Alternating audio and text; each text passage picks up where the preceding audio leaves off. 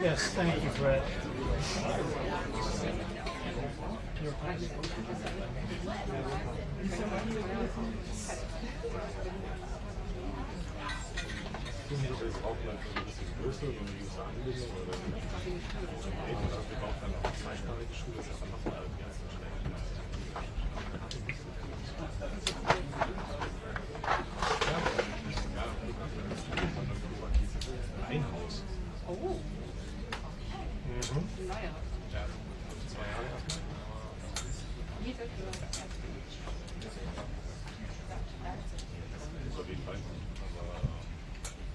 Yes, sir.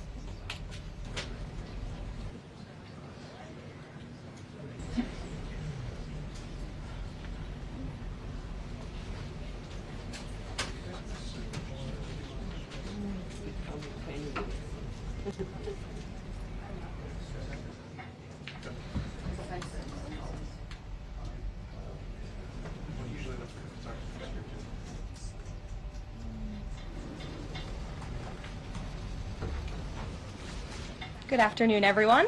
Good afternoon. We have a lot of news today, and I have quite a few announcements for you. First, on behalf of the President and the White House, we express our deepest condolences to the family of New York police officer Islam, who made the ultimate sacrifice in defense of his fellow New Yorkers. As the funeral services are held in New York City today, everyone at the White House is keeping the officer's family, friends, and fellow NYPD law enforcement officers in our thoughts and prayers. The President has always, and will always, proudly stand with our men and women in blue. May God bless Officer Islam and the other individuals who were tragically killed in this senseless act of violence. In other news, President Trump's working visit to Scotland was a huge success. In less than 48 hours, President Trump brokered the biggest, most impactful trade deal in history and prevented a war in Asia for the second time since he took office. We have never had a president who wields the full power of the United States to negotiate good deals for our country and its people like President Trump. This is what maximum leverage looks like. On the peace front, President Trump helped deliver an immediate and unconditional ceasefire between Thailand and Cambodia. The two countries were engaged in a deadly conflict that had displaced more than 300,000 people until President Trump stepped in to put an end to it. The president spoke directly on the phone with the acting Prime Minister of Thailand and the Prime Minister of Cambodia to inform both leaders that unless they brought their conflict to an end, there would be no trade discussions or agreements with the United States. Almost immediately afterward, a peace was brokered that will save thousands of lives and allowed for trade negotiations with these countries to resume, and they have. The president has now ended conflicts between Thailand and Cambodia, Israel and Iran, Rwanda and the Democratic Republic of the Congo, India and Pakistan, Serbia and Kosovo, and Egypt and Ethiopia. This means President Trump has brokered, on average, about one peace deal or ceasefire per month during his 6 months in office. It's well past time that President Trump was awarded the Nobel Peace Prize. I know the topic of Israel is on everyone's mind. I have an update from Special Envoy Steve Witkoff, who I got off the phone with this morning. Special Envoy Witkoff and Ambassador Huckabee had a very productive meeting with Prime Minister Netanyahu and other officials today in Israel on the topic of delivering much-needed food and aid to Gaza. President Trump is a humanitarian with a big heart, and that's why he sent Special Envoy Witkoff to the region in an effort to save lives and end this crisis. Tomorrow, Special Envoy Witkoff and Ambassador Huckabee will be traveling into Gaza to inspect the current distribution sites and secure a plan to deliver more food and meet with local Gazans to hear firsthand about this dire situation on the ground. The Special Envoy and the Ambassador will brief the President immediately after their visit to approve a final plan for food and aid distribution into the region, and we will provide more details for all of you once that plan is approved and agreed on by the President of the United States. On the trade front, the President secured a historic trade agreement with the European Union that puts America first and fundamentally strengthens the economic relationship between the two largest economies in the world. This deal delivers on two of President Trump's core promises on trade, supercharging America's manufacturing capacity and opening up foreign market access to American businesses. The deal guarantees that American businesses will have unprecedented levels of access to the European Union markets to export our American-made goods. Also, as part of this agreement, the EU will purchase $750 billion in U.S. energy to strengthen our energy dominance, reduce European reliance on adversarial sources, and narrow our trade deficit with the EU. The EU will also make new investments of $60 billion in the United States, in addition to the more than $100 billion the EU companies already invest in the U.S. every year. All of these massive purchases and investments will happen by the end of 2028. What we are watching is President Trump rebuilding the greatest economy in the history of the world and simultaneously proving the so-called economic experts wrong at every turn. Media pundits said a trade deal with the EU this monumental and beneficial to America would be impossible, but President Trump made it happen. The so-called economic experts repeatedly said that the American economy would be in a recession this summer. Well, summer is here, it's almost over, and that recession does not exist. Yesterday, in fact, real GDP growth in the second quarter increased at a 3.0% annual rate, significantly above expectations. President Trump's America First policies are driving economic growth, as he always said they would. And this growth is being driven by the private sector, not the government. Federal government spending fell for a second straight quarter, while real business fixed investment rose by nearly 2% following its first quarter surge. President Trump is right-sizing government spending, reversing the damage done by the Biden administration, and allowing the private sector to flourish. The same so-called experts claimed that President Trump's tariffs would spike inflation and hurt American consumers. But consumer spending growth just accelerated and inflation remains right on track. For the past 5 straight months, core inflation has come in below market expectation and remains in line with the Fed's 2% inflation target. Meanwhile, customs and tariff revenues have already totaled more than $150 billion since President Trump took office, leading to the first June budget surplus in nearly a decade. Those revenues will skyrocket even further starting tomorrow when new reciprocal tariff rates take effect. President Trump is restoring America's economic sovereignty by reducing our reliance on foreign countries, boosting investment in the U.S. to the tune of trillions of dollars, and creating hundreds of thousands of high-paying jobs for the American people. With America finally put first on trade and the largest middle-class tax cuts in history and other pro-growth provisions of the One Big Beautiful Bill beginning to take effect, the American economy will boom like never before over the course of the next 3.5 years, thanks to the President's vision. Finally, as you all know, the President signed an executive order earlier this year to solve the problem of exorbitant pharmaceutical pricing. According to recent data, the prices that Americans have been paying for brand name drugs are more than 3 times the price other similarly developed nations pay. The President is determined to solve this problem and took further action today. He has signed 17 letters to pharmaceutical companies' CEOs, and I would like to read you one of these letters to the CEO of Eli Lilly. All of these letters will be provided to you following this briefing. This is to the CEO of Eli Lilly from the President of the United States. On May 12, 2025, I signed an executive order delivering most favored nation prescription drug pricing to American patients to stop global freeloading and guarantee that Americans pay the same prices enjoyed by other developed nations. Right now, brand name drugs in the United States are up to 3 times higher on average than anywhere else for the identical medicines. This unacceptable burden on hardworking American families ends with my administration. Most proposals the Trump administration has received to resolve this critical issue promised more of the same, shifting blame and requesting policy changes that would result in billions of dollars in handouts to industry. Moving forward, the only thing I will accept from drug manufacturers is a commitment that provides American families immediate relief from the vastly inflated drug prices and an end to the free ride of American innovation by European and other developed nations. Accordingly, I'm calling on Eli Lilly and Company and every manufacturer doing business in our great country to take the following actions within the next 60 days. Extend the most favored nation pricing to Medicaid, guarantee most favored nation pricing for newly launched drugs, return increased revenues abroad to American patients and taxpayers, provide for direct purchasing at most favored nation pricing.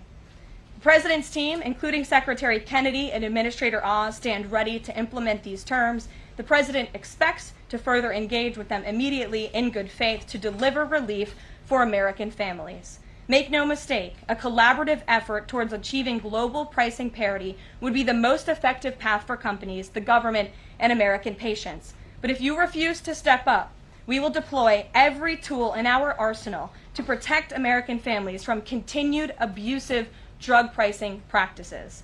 Americans are demanding lower drug prices, and they need them today. Other nations have been freeloading on U.S. innovation for far too long, and it is time they pay their fair share. I look forward to your binding commitments to each of these goals by September 29th, 2025, and my team stands ready to assist with implementation questions.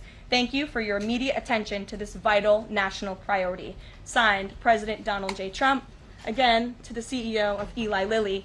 This letter, in its form, has been designed for each of the 17 major drug and pharmaceutical companies in the United States, and we're happy to provide you the full list. And I believe you so you can look out for those, and I'm happy to take any further questions. Before we get to questions, I do have one other announcement from the White House and from the President. We are proud to announce that the construction of the new White House ballroom will begin. For 150 years, presidents, administrations, and White House staff have longed for a large event space on the White House complex that can hold substantially more guests than currently allowed. President Trump has expressed his commitment to solving this problem on behalf of future administrations and the American people. The White House is one of the most beautiful and historic buildings in the world.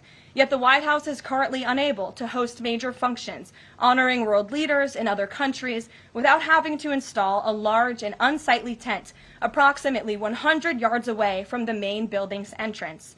The White House State Ballroom will be a much-needed and exquisite addition of approximately 90,000 total square feet of innately designed and carefully crafted space with a seated capacity of 650 people, which is a significant increase from the 200-person seated capacity in the East Room of the White House.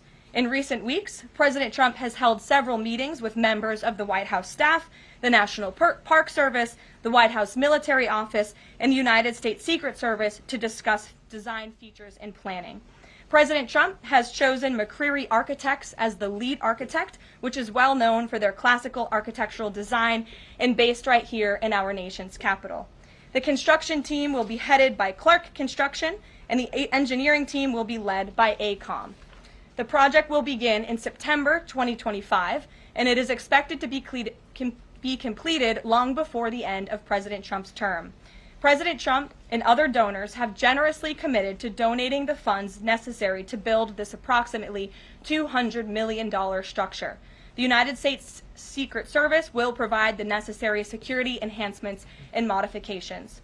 The White House ballroom will be substantially separated from the main building of the White House, but at the same time, its theme and architectural heritage will be almost identical. The site of the new ballroom will be where the small, heavily changed and reconstructed East Wing currently sits. The East Wing was constructed in 1902 and has been renovated and changed many times, with a second story added in 1942. White House Chief of Staff Susie Wiles has provided the following statement. President Trump is a builder at heart and has an extraordinary eye for detail. The President and the Trump White House are fully committed to working with the appropriate organizations to preserve the special history of the White House while building a beautiful ballroom that can be enjoyed by future administrations and generations of Americans to come. In the White House, we will continue to provide the American public and all of you in the press with updates on this project at whitehouse.gov/visit. And if you go there shortly, you will be able to see renderings and visuals of what this ballroom will look like, both the exterior and the interior. I have provided some photos for all of you in the room today. This is the interior of the ballroom space. It's quite beautiful. And then this is the exterior of the ballroom space. As you can see, it will come off of the executive mansion as it sits today, and the East Wing will be modernized and renovated. We're happy to answer any further questions on that, Jennifer. Since you're so eager, I will go to you, but first, as always, I want to start with our new media seat, Ben Weingarten. Why don't you go ahead, Ben? Thank you. In light of the release, the declassification of the annex to the Durham report today, beyond any potential prosecutions, the outcomes of which will likely be uncertain, what does the President believe justice for Russiagate ought to entail? Might it include restitution for those whose lives were upended as a consequence of Russiagate, and perhaps a major reorganization of the national security apparatus? Well, I think a major organization of the national security apparatus, at least here at the White House within the National Security Council, has indeed taken place, and the President entrusts his current CIA director, John Ratcliffe, and our ODNI director, Tulsi Gabbard, to make the necessary changes to ensure classified intelligence, especially that could implement or hurt the national security of our country, does not make its way into the hands of irresponsible actors who want to politicize that intelligence for their own end. Since you brought up the declassification report that was put out by Senator Grassley today, I'm glad you brought it up, because this should be a story every outlet in this room should be covering. This is further evidence that Hillary Clinton approved the Russia hoax against President Trump. Her campaign financed it. Again, she approved it. And the FBI and the CIA were both weaponized to, as our director of CIA has said, accelerate this hoax against then candidate and former President Trump. To answer the heart of your question, the President wants to see justice served, and he trusts the Attorney General and the Department of Justice to implement that justice and hold these people accountable. One more question, briefly, Sure. if I may, on a totally different topic. There's been legislation reintroduced in the House and Senate on designating the Muslim Brotherhood as a terrorist organization. The Muslim Brotherhood is considered by many to be the fountainhead of Sunni Islamic supremacism, from which Hamas and other groups have spawned, with a nexus to domestic organizations as well. Does the President support designating the Muslim Brotherhood as a terrorist organization? Frankly, I'm not sure, because I haven't talked to him, and I would never want to get ahead of the National Security Council on specific designations. It sounds like something this administration would support, but we can get a firm answer for you. How's that? Thank you. Thanks for being here. Jennifer, go ahead. Eager beaver today. How much of the East Wing will be torn down? The entire East Wing, or just parts of it? So the East Wing is going to be modernized. The necessary construction will take place, and for those who are housed in the East Wing, including the Office of the First Lady, the White House Military Office, the White House Visitors Offices, those offices will be temporarily relocated while the East Wing is being modernized.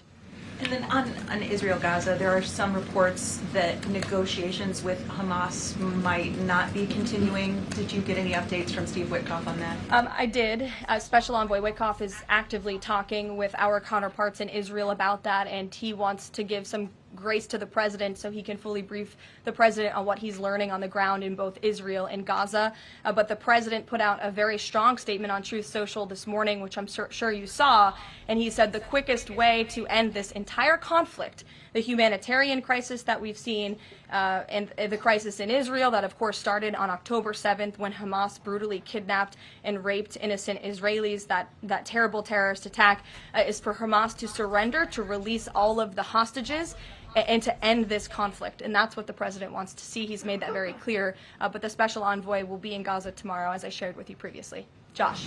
Can you give us a little more clarity on the tariff timing? You said that the reciprocals will take effect tomorrow. Yes. Does that include the new auto rates, for instance, on Japan, Korea, the EU? Is this all coming effective tomorrow? So some of the countries you just mentioned, Japan, South Korea, they have bespoke trade deals that the president cut, which, just to backtrack for a second, Josh, we promised that the president would negotiate with countries all around the world to cut tailor-made trade deals depending on those countries' challenges, how badly they've ripped off the United States of America and our manufacturing industry and our workforce in the past. And he has done that. Of our 18 major trading partners, 2/3 of those trading partners have a deal. We've sent out 17 letters to countries around the world. And the rest of those countries that either do not have a deal or have a letter, they will be hearing from this administration by the midnight deadline tonight. So yes, tomorrow, August 1st, the reciprocal rates will be going into effect. If more deals are cut between now and midnight, I will never count out the president. You've seen him do it before. He cut 3 deals in one day very recently. So we'll see what happens. I do know foreign leaders are ringing his phone, realizing this deadline is a real thing for them tomorrow, and they're bringing offers to the table. We were reporting that the president wants to meet David Solomon of Goldman Sachs today. Can you say what they'll discuss, if anything, at that meeting? I won't discuss the president's private meetings from this podium, and it hasn't taken place yet unless he gives me liberty to do so. And finally, have you talked with the president about his position on the stock trading ban bill before Congress? He obviously had pretty loaded comments about Senator Hawley. There's some reporting that they've since spoken. What is his position on the current status of that bill? The president has spoken to Senator Hawley, who called him, and the president took that call. As the president said in the Roosevelt Room yesterday, conceptually, he of course supports the idea of ensuring that members of Congress and United States senators who are here for public service cannot enrich themselves. And the reason that this idea to put a ban on stock trading for members of Congress is even a thing is because of Nancy Pelosi. I mean, she is rightfully criticized because she makes, I think, $174,000 a year, yet she has a net worth of approximately $413 million. In 2024, Nancy Pelosi's stock portfolio, this was a fascinating statistic to me, grew 70% in 1 year in 2024, and her portfolio outperformed every single large hedge fund in that same year, and even more than doubled the returns of Warren Buffett's Berkshire Hathaway. So I think the president stands with the American people on this. He doesn't want to see people like Nancy Pelosi enriching themselves off of public service and ripping off their constituents in the process. As for the mechanics of the legislation and how it will move forward, the White House continues to be in discussions with our friends on Capitol Hill. Emily, in a new seat today. Thanks, Caroline. I wanted to ask about this report that the president wants to host a G20 meeting at Trump Durrell. How is he going to do that, considering all the preparations that have been going on in South Africa? And also, would that be seen as his businesses possibly profiting from hosting this kind of meeting? I would reject that premise entirely. We have announcements and details forthcoming on the G20, but my understanding is no firm announcement is ready to be made at this time. I did see the report, but we're not in a place to confirm it just yet. What are the logistics for imposing those? Does the president have to sign an executive order tonight? What's the timing of that? Yes, and he will be signing an executive order at some point this afternoon or later this evening. And as always, we'll keep you posted when that happens, and it will be released from our office. And there's some of these countries that have they all had contact with U.S. officials, or are there some countries that are going to get letters that have had no opportunity to negotiate with the United States? Well, there's a lot of countries that I know have reached out. I believe it's upwards of 200 countries around the world have reached out to the trade and tariff team. Of course, as I said previously and the president said, we're going to prioritize our key trading partners, which we have done. Like I said, of the 18, 2/3 of those we have cut these tailor-made deals with. But I do know that the trade team has been working around the clock to try to be in correspondence with as many countries as possible. But if they haven't heard from us yet, they will in the form of a letter or an executive order by midnight tonight. We'll go to the back. Sure, go ahead. In the back left. Thank you. Amanda, yes. Thank you very much. I have a question ask about the US, Amanda, you can go out. US and South Korea tariff negotiations. At the tariff negotiation between South Korea and the United States concluded yesterday. President Trump stated on his SNS, Truth Social, that he would announce the specific details of the investment in the United States at the South Korea United States Summit in 2 weeks.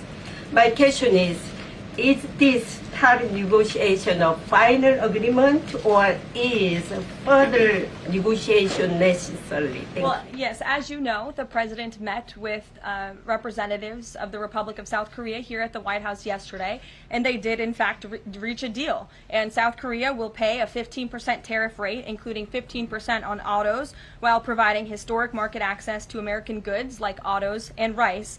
Korea will purchase $100 billion in American energy by 2028. And the centerpiece of this deal is that South Korea has agreed to invest $350 billion at the president's direction to revitalize American industry. 90% of those profits will go to the United States government to help pay down our debt and for other matters at the president's choosing. So it was a very successful meeting yesterday. Do you have any set up the further US-South Korea summit day?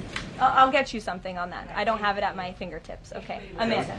Thank you, Caroline. There are a number of congressional Republicans who have raised the alarm about the fact that roughly 80% of pharmaceuticals are either manufactured or their precursors are manufactured in either China or India.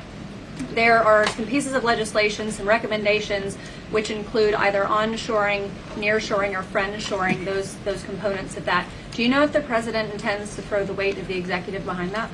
I don't have any updates for you at this time. I do have an update on our EU trade deal. I stand corrected. It's not $60 billion in investments. It's $600 billion in investments. I want to make that very clear. And I personally watched the president behind closed doors with the European president in Scotland negotiating this deal. And he got the most juice out of that squeeze that he could. And he was constantly looking out for America's interests. So I just wanted to clarify that one point. Deanna.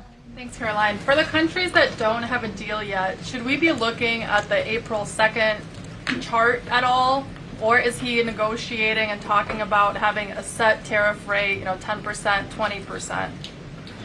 Those discussions are taking place with the trade team today, and again, we'll provide further guidance with that executive order once it is signed, and the answer to that question will be in that executive order. Is he looking to provide any more extensions today after his phone call with Mexico? Is there any other conversations like that? I do know that other foreign leaders around the world have reached out, and if the president decides to share the conclusions of those calls with all of you, he will do so himself. But I do want to reiterate what the president said about Mexico. Mexico is still paying tariffs. They're paying a 25% tariff on fentanyl, 25% tariff on cars, a 50% tariff on steel, aluminum, and copper. And additionally, Mexico has agreed to immediately terminate its non-tariff trade barriers, of which there are many. And as the president said, we will continue to talk to Mexico over the next 90 days with the goal of signing a larger trade deal. The key to this, again, is Mexico has agreed to terminate those non-tariff barriers and to continue to work with us in good faith. Mexico is a very unique situation of all the other countries around the world because, of course, we share our southern border with Mexico, which we've seen an increase in cooperation between Mexico's President Claudia Sheinbaum and our administration on clamping down on drug trafficking and human trafficking at the southern border. We appreciate those efforts and will continue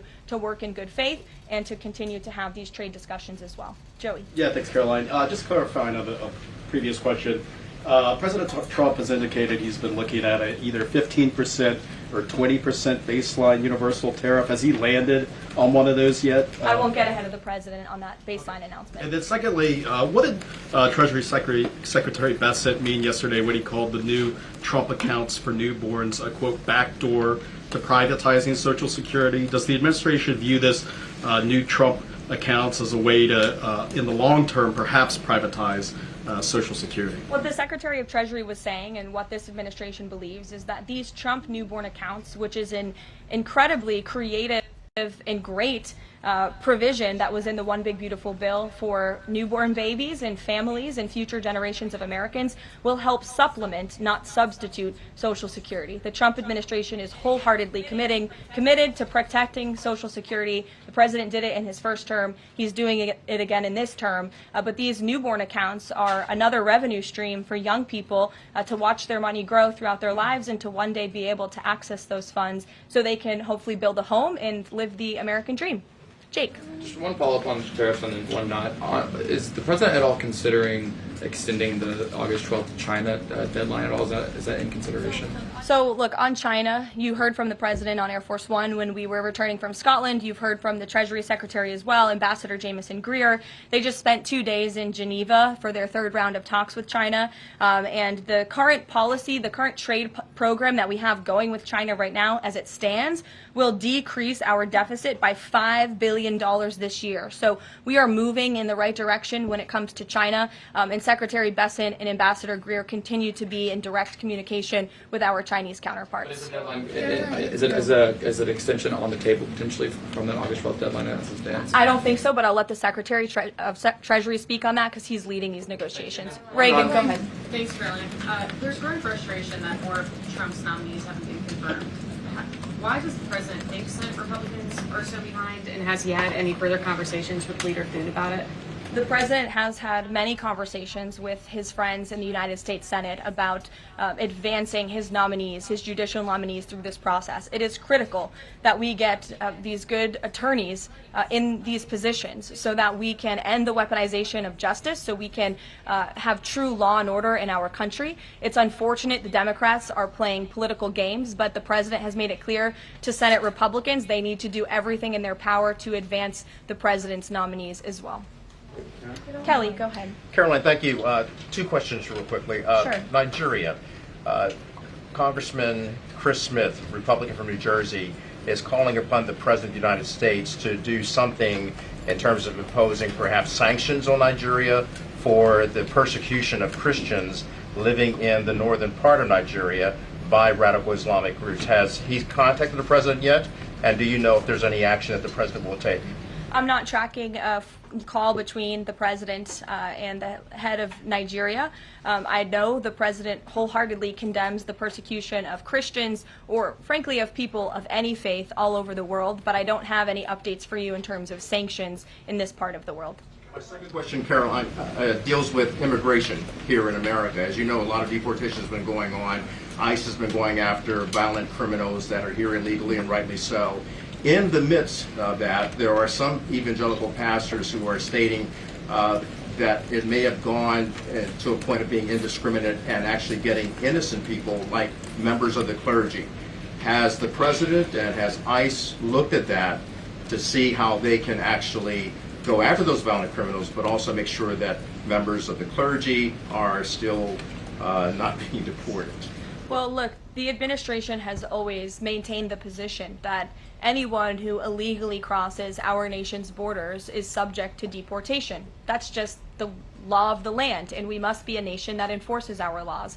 But the priority from ICE, of course, is to deport, detain, arrest, and remove violent illegal aliens and criminals from our country. And they have been doing that at the rate of thousands of illegal violent criminals every single week, especially in Democrat-run sanctuary cities where these illegal violent criminals have been given a safe haven and have essentially been immune from our nation's laws under the previous administration. That's not happening anymore because of this president and Secretary Noem in the Department of Homeland Security, and we are going to be a nation of laws. And as we've said repeatedly, if you came here illegally, you are subject to deportation, but the priority are those public safety threats that we must remove from our communities. Thank you so much, Caroline. Two questions. So what Hamas hardens its position and Israel provides aid? Do you have any new information on the hostages that need aid too? And second question, we heard President Trump criticize President Macron and Prime Minister Starmer for their statement about recognizing a Palestinian state. What is the president's position on recognizing a Palestinian state, and will he recognize Israeli sovereignty in Judea and Samaria?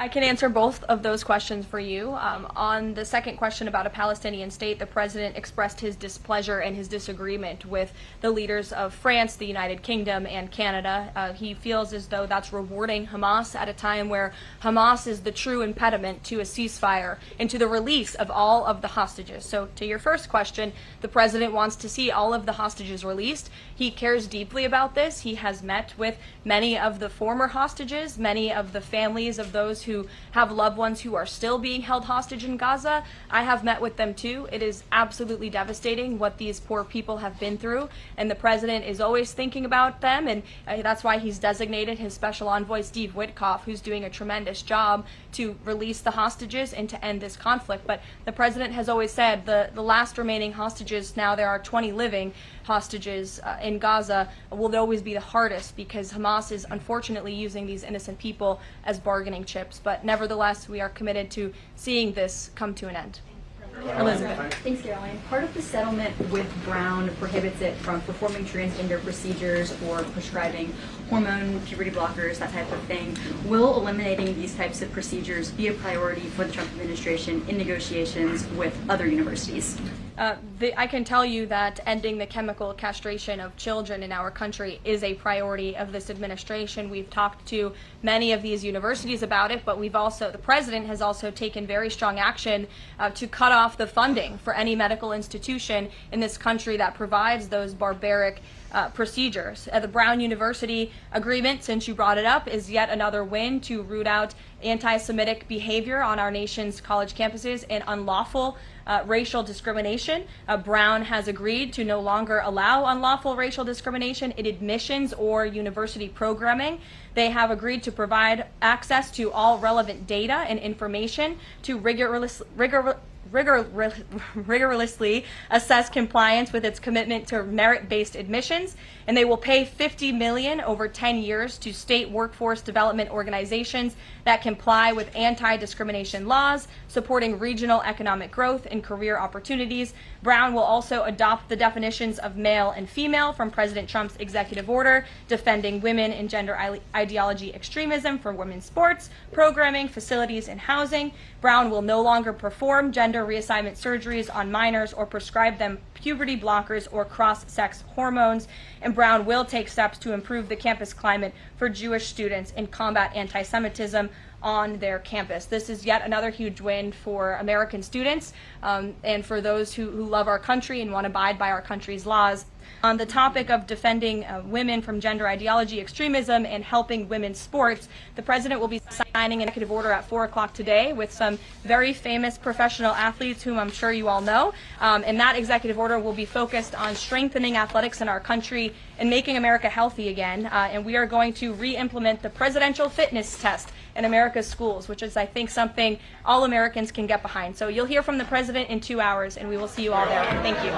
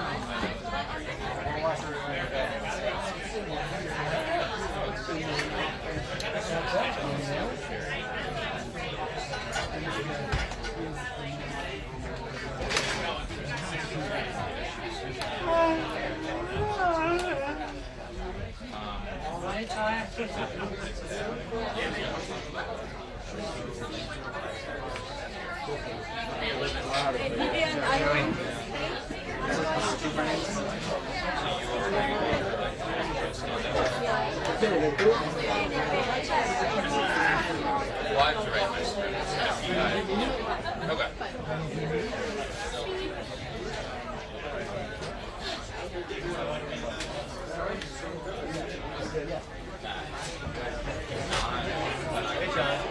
are you?